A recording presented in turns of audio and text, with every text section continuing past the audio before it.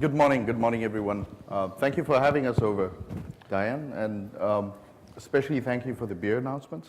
I think that was cool. I remember that part at least. So anyway, we've come a long way. We've come from Sydney, so we're happy to be here today. It's an honor and a privilege to be here at the Commons. We just joined up, and the first thing we know is we've been invited to speak. So that's great.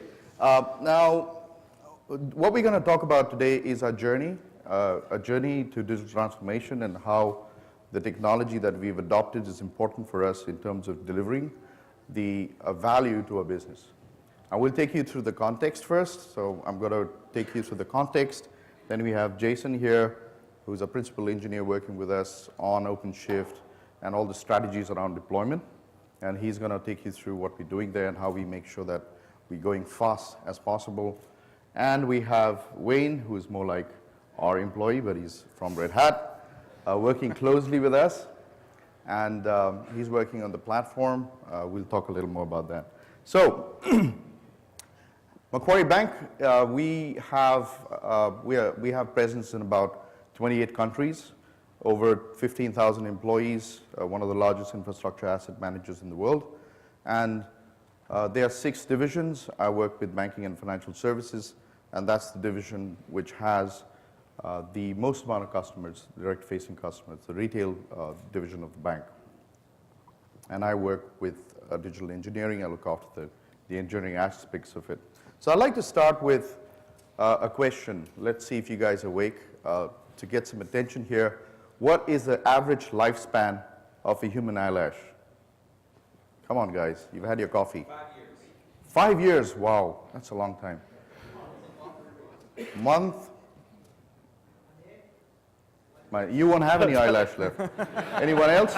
Anyone else? One last guess. Come on, guys. It's roughly about 5 months. You Google it, you'll get anywhere between 3 and 9 months, but we said it's about 5 months. So that's the time it takes for somebody to have an idea and take it to production. So if you know about the ODA route, which is observe, orient, act, and decide, that's the time it takes for any idea, right, to be conceived to the time it's delivered. That's the speed of innovation that's happening around us.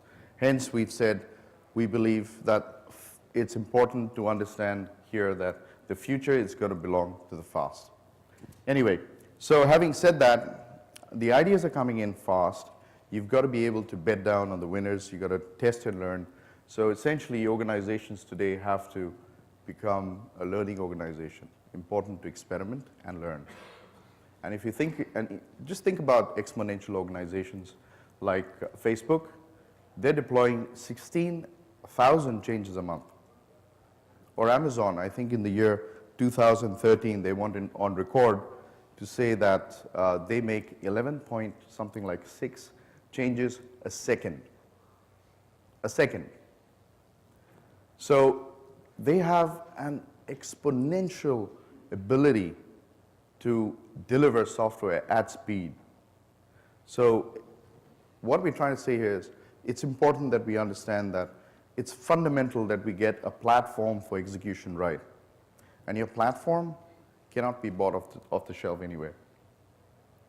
It's all about people, processes, and also about the culture. Fundamentally, the culture. The culture for you guys, for us, in fact, anyone, to test and learn, and it's really imperative that we do that as an organization. So having said that, let's move on. Our vision is to build intuitive, personalized applications, and we have succeeded in the past year at least. We've been delivering software and features that are first of its kind in the country, and may I say the world as well in some cases. So what are we building here? We're a digital bank, by the way, so we're a neobank. We don't have branches. We rely heavily on the ability for us to connect with our partners. We have partners building software and building it with our APIs, and we also have various consumers that we have, for example, our mobile applications or IoT or anything else that we are building is all using the same APIs. So we believe in open endpoint independence. In terms of the application that we're building, just quickly, it's all about data money management. As you can see here, we've got a couple of examples of what we're building, predictive as well. So we believe in insights, oversights, and foresights. Insights about what where did my money go? How did I perform against the budget? That's all about oversights. And the future is about foresights, which we're working on as well. When you go to a bank, like especially us, you need to interact. We think that, a customer would come and say, how much did I spend last month? Or how much did I spend in London? Can I see my transaction somewhere? If a customer is calling you up, that's really important. They're thinking like that. So why not build a solution that's conversational? And that's what we've attempted to do. There's an example here that says, spend last year around $100 around Pimble. Let's say Pimble is where I live. All the transactions around that radius, the proximity-based searches, all that stuff comes up, shows you location, etc. Now, moving onwards, what we're working on as well is chatbots with Facebook, for example. So we are working heavily on connecting to third parties. For example, only you could have Xero connecting to our applications, our solutions, our APIs, and we could enable the data to be provided to our customers in a secure manner. There's an example here as well with chatbots, so that's what we're working on. And in future, we also have, and we have successfully integrated with various voice solutions and internet and assisted channels like Alexa or Google Home. Just quickly, before I hand it over to Jason, I'll just run through what we did. We've had, in 2007, of course, like everyone else, we've been building monolithic applications. And of course, we all know that it was not easy to deliver applications at scale and speed. We moved on to breaking up our services and our presentation layer. We made them headless. And then we started chunking them into smaller bits. The monolithic apps were broken down into smaller pieces so that it enabled us to move faster. While we were doing that, we encountered a lot of challenges. We used Netflix libraries, things like Ribbon, Eureka, Zoo, and especially with service discovery and registries, it is complex.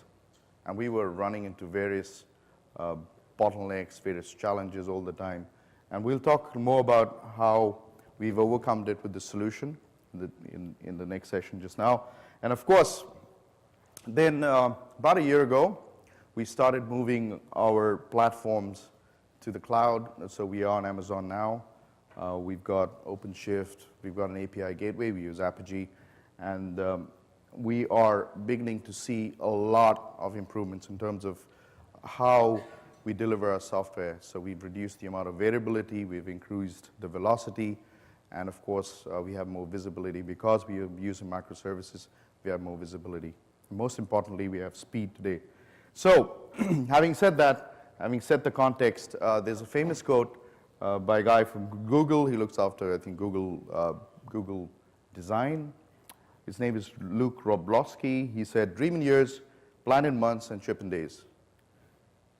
Using that as an aspiration, at Macquarie, we want to dream in months, plan in days, and ship in minutes. And in talking about shipping in minutes, I'm going to hand it over to Jason, who's going to take us through how we're shipping software in minutes. Jason. All right, thanks, Rajay. So I just want to talk to you about how we are moving towards shipping in minutes.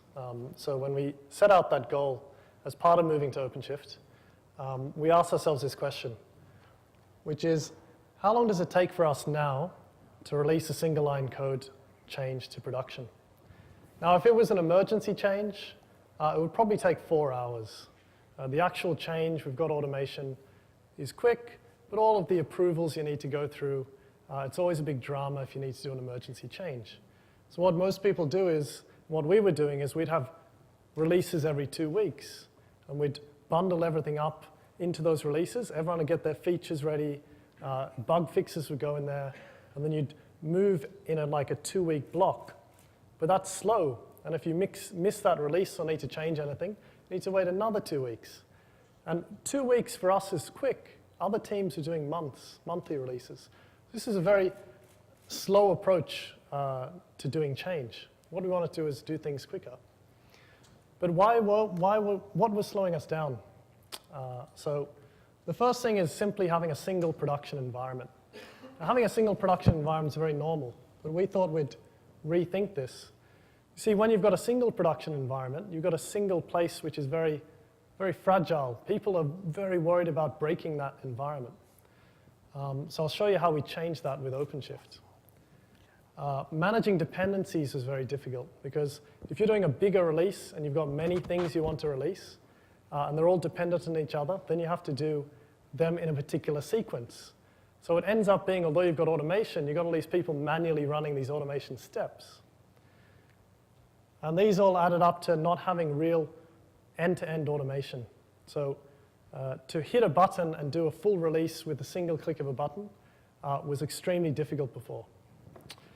So if we look what we do with OpenShift now, our objective here was to reduce that friction in getting into production and accelerate our innovation because we could move quickly, test and learn, experiment. So if we imagine here, this is production. We run our traffic through an API gateway, which is Apogee. And we'll say we're pointing to our production 1.4 environment at this stage. Now let's imagine a customer has a problem, and we want to investigate that problem. So we can route that customer's traffic and only that customer's traffic to a prod fix environment. So in here, our ops team has the ability to turn on debug logging, turn on any diagnostics that they want, and even change configuration in a safe place to investigate that so they can immediately respond to the issue.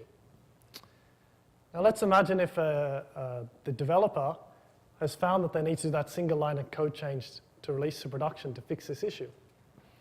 So if the developer cuts a release, we've got a continuous deployment environment. So now rather than having a lot of approvals and a lot of process to get into production, we just do it automatically. But we don't impact the prod traffic. Instead, that environment we point to with our lab domains. You see you've got an alpha API Macquarie.io.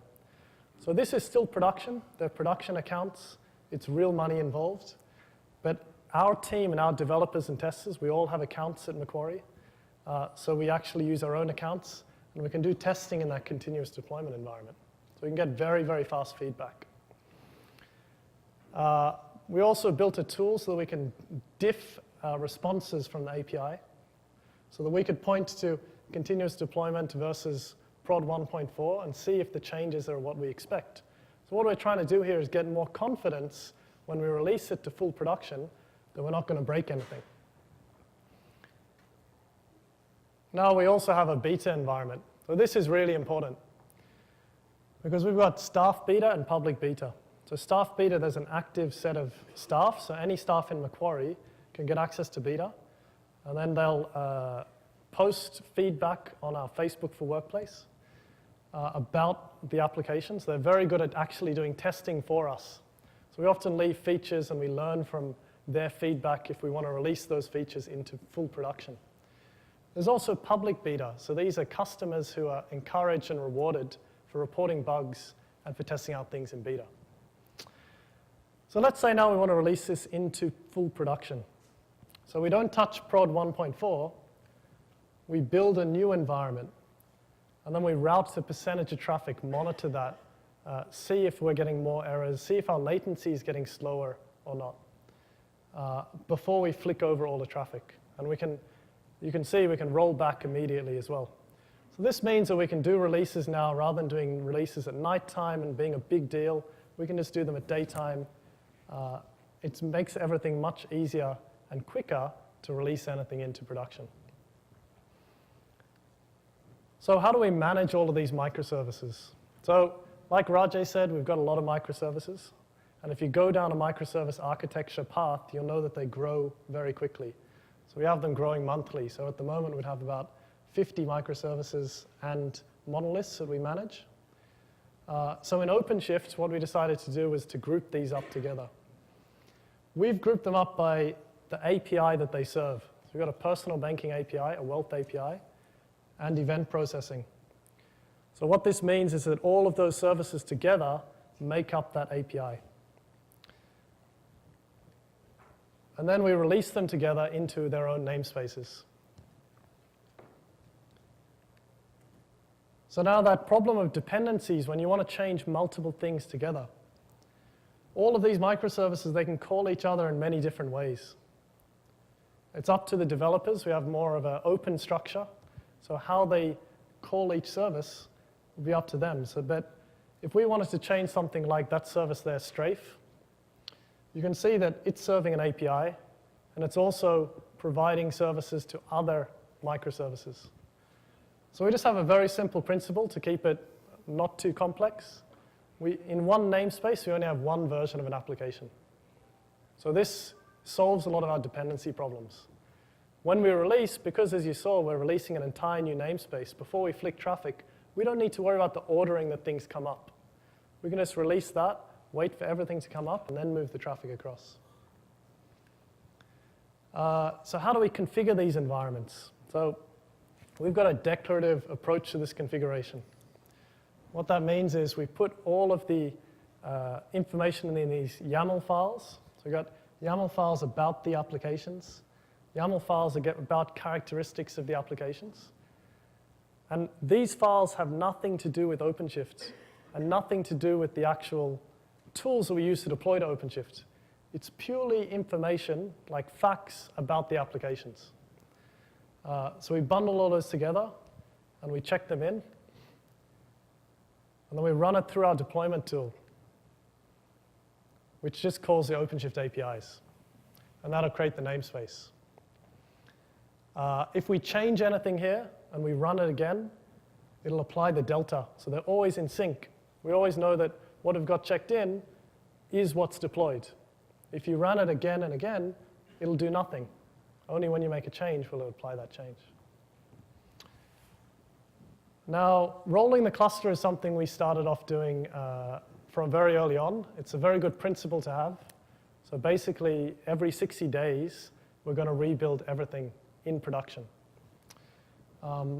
So it was quite a difficult challenge. I think Wayne will talk more about the challenge on the platform side of that. But it ends up forcing you to do automation. It allows the platform team to put fixes and embed fixes or any changes that they want to make into that 60-day window.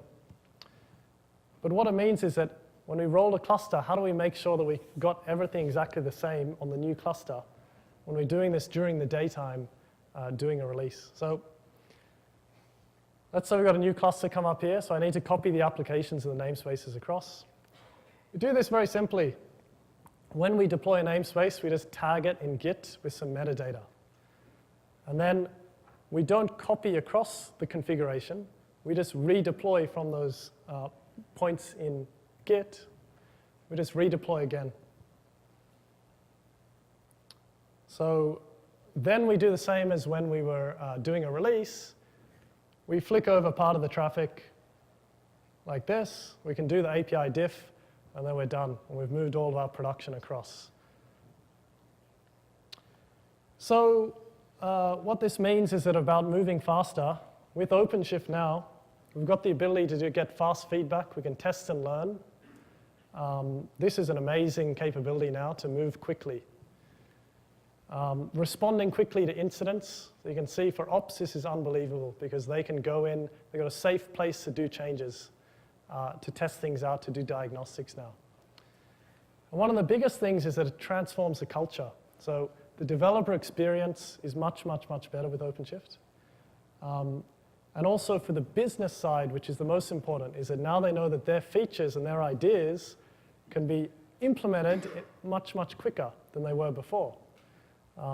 So this is a changing culture, and I think people are starting to learn as we're in production in OpenShift about these capabilities, that they can really get the fast feedback and the learnings quickly from the business side of things. So now I'll just hand over to Wayne. Wayne is going to talk about the platform engineering. Yeah. Thanks. Thanks, Jason. Yeah, great to be here. Just show of hands, who's jet lagged?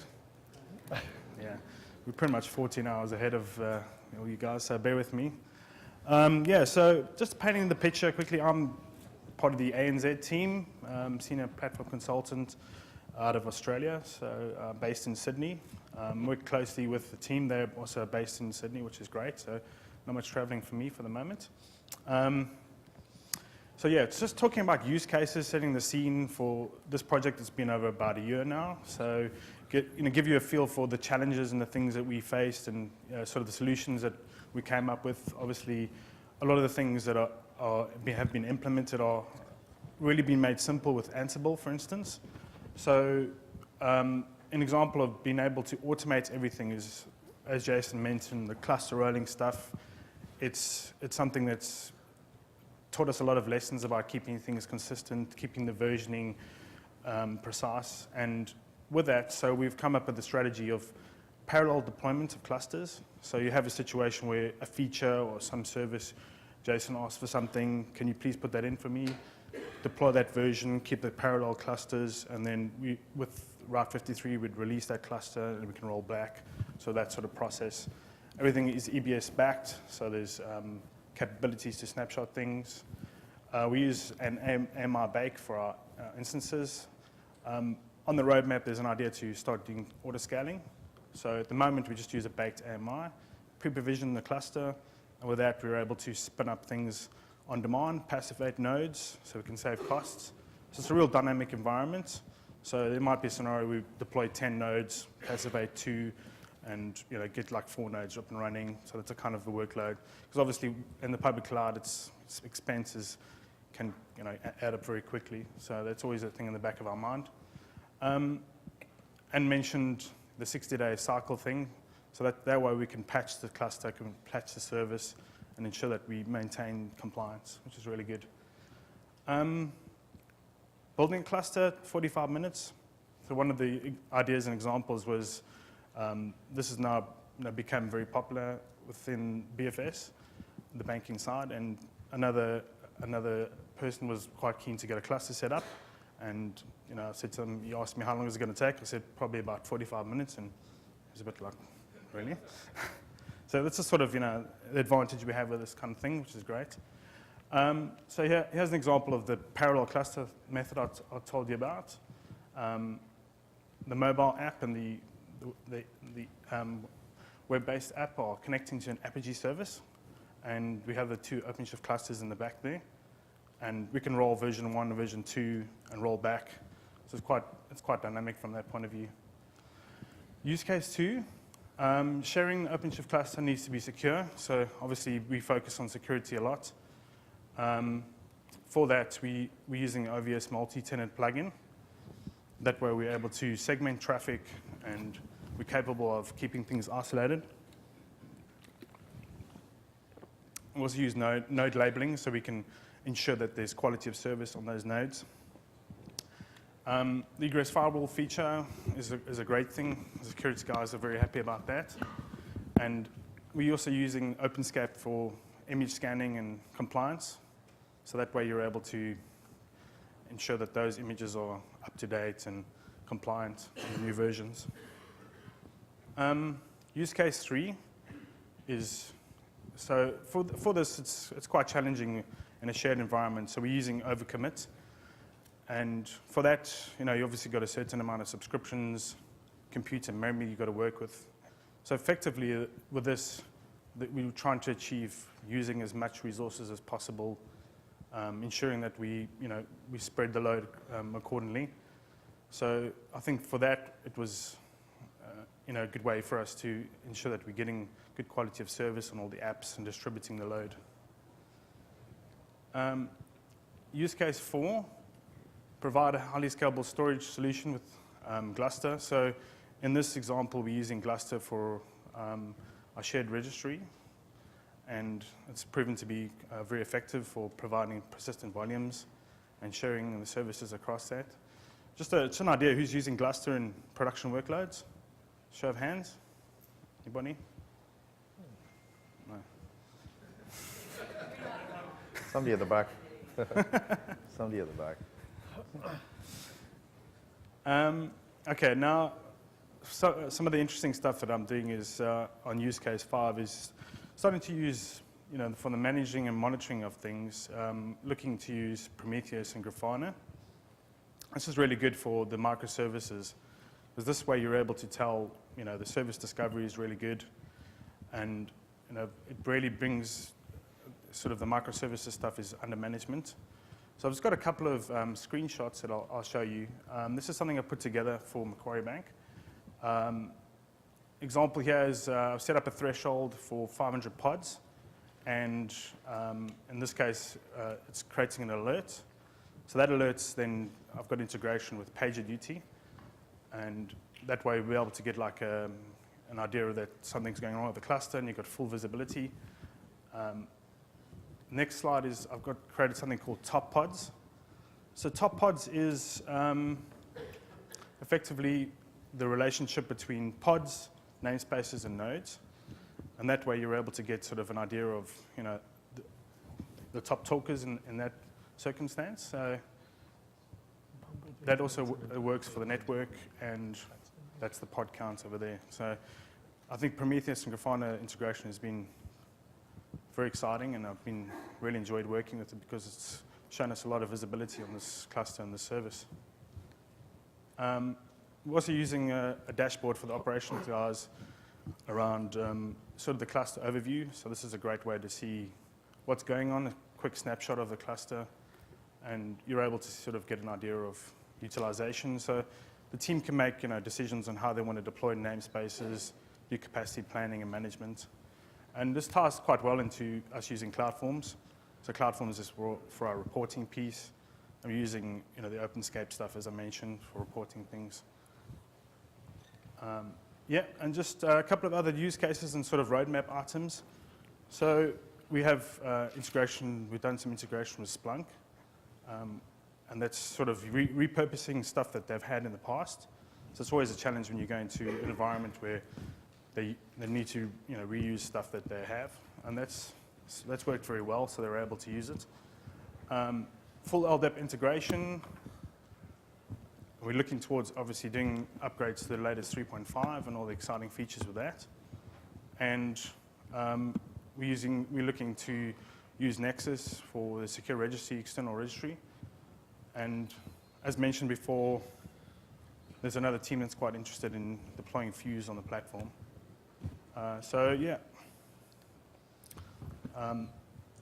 Very happy to talk to you all after the session if you want to catch up about some of the ideas and stuff we've done, but thanks for your time.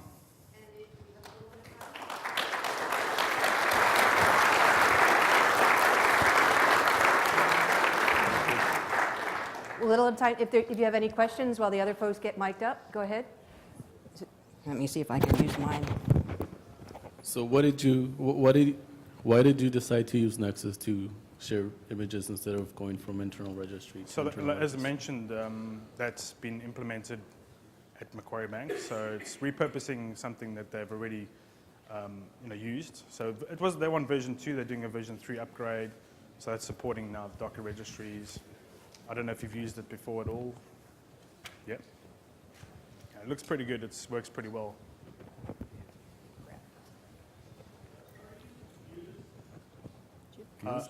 Yeah, it's just started, Fuse. that project. We're just starting to.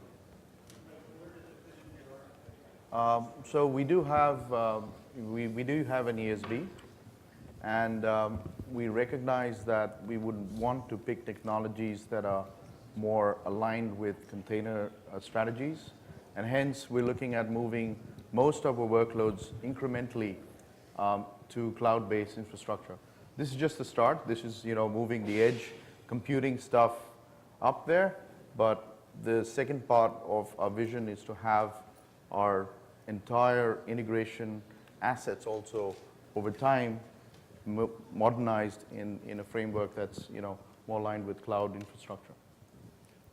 What are you using for the database, and how's that handled across all those different environments that you showed? Yeah, so we do have, so this is very interesting, and maybe we can talk about this in another session, or maybe you can take it offline. But long story short, what we've done is, just like we've adopted technologies that are more born in the cloud, we've taken technologies like distributed technologies like Cassandra, Spark, and Solar. We do use a lot of those kind of strategies to have data replicated. So instead of using ACID, we're using more of CAP theorem with more eventually consistent strategies to have data persisted on the edge. So what we have is data and events being pumped from our system of records to a layer above.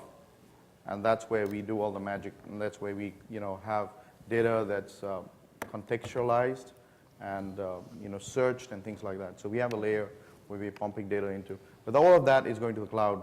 And with that, we have the ability to move things dynamically, route data from one cluster to the other. So there's a lot of complexity there, but it's a different strategy. It's more using cloud-based architecture than your traditional architecture. Actually, sorry, if anyone wants to see anything about the data and the analytics side, just Google Rajay's name, Rajay Rai, or on YouTube. Right. He's got many presentations with, at other Just find conferences on this something there. topic. I think we're running short of time, so. We're just getting them set up, so one more One- question, one- and we'll bring up all the Macquarie, not Macquarie, the ATP groups.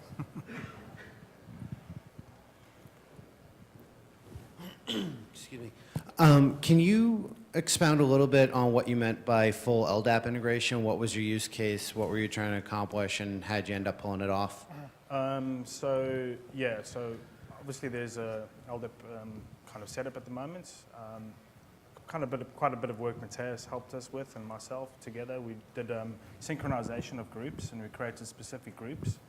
And that way we were able to categorize the users according to what their profile is. So at the moment we sort of got a two-tier strategy, sort of having like your general DevOps guy, and then you're having your super user. But we're looking to kind of expand that a bit more now. Probably looking down the key cloak and single sign-on thing. But yeah, it's working pretty well at the moment. So we're going to cut you off. Great. Thank you so much. Another round of applause for the Macquarie folks.